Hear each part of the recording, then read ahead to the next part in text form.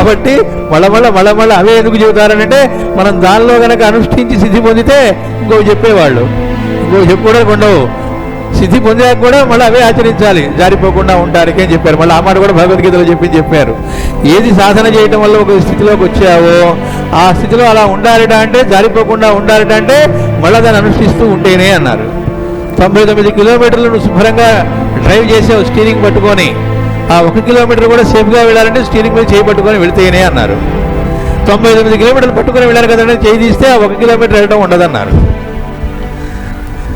పుణ్యశాస్త్రి గారు ఎప్పుడు చెబుతుంటారు, రాముడు దగ్గరికి భరతుడు వస్తూ ఉంటే లక్ష్మణుడు పొరపాటు పడతాడు. నా అన్నయ్య రెడీగా వాడు వస్తున్నాడు, వాడి రాజ్యమే కాదు మళ్ళా ఫ్యూచర్లో కూడా ఇబ్బంది లేకుండా లేపేయడానికి వస్తున్నాడు పదా అంటాడు. ఏంటో మాట్లాడితే రాజ్యం ఉండదు, నీకు ఏమైనా కావాలో చెప్పి వాటితో ఇప్పిస్తా అన్నట్టు. షాక్ తిన్నాడు. సరే కాముకున్నాడు. సరే వచ్చాడు. భరతుడు ఏంటో అర్థమైంది లక్ష్మణుడికి. కానీ అక్కడ రాముడు భరతుడు వచ్చినప్పుడు మాట్లాడుతూ అన్నట్ట మాస్టర్ గారు చెప్పారని చెప్పి పుణ్యశాస్త్రి గారు చెబుతారు. ఇప్పుడు ఏమంటే లక్ష్మణుడు చాలా తెలివిగలవాడు అని భరత నువ్వు తెలివిగలవాడివి బుద్ధిమంతుడివి అన్నాడు.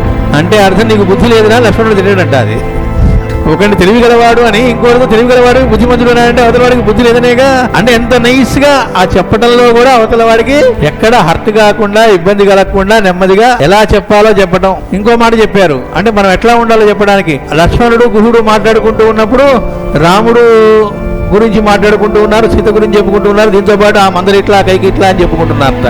అంటే వాళ్ళ హృదయంలో మంచికే కాకుండా కొంత నెగటివ్ కూడా స్థానం ఉందిట. పూర్తిగా రాముడితో నిండి లేదు అన్నారు మాస్టర్ గారు. కాబట్టి అనగలిగారు లక్ష్మణుడు గురించి.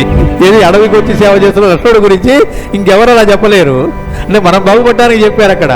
ఆయన ఆదిశేయుడు అవుతారని కాదనట్లేదు. అంటే మనం ఎట్లా చూడాలని చెప్పడానికి. మళ్ళీ హనుమంతుడి దగ్గరకు వచ్చేప్పటికి పొరపాటును కూడా ఒక్కసారి కూడా అలాంటి డైలాగ్స్ ఏమి లేవుట. రామాయణం మొత్తంలో కాగడాయ చేతికిన ఎందుకు లేవుట, ఆయనకి పూర్తిగా రాముడితో నిండి ఉంది.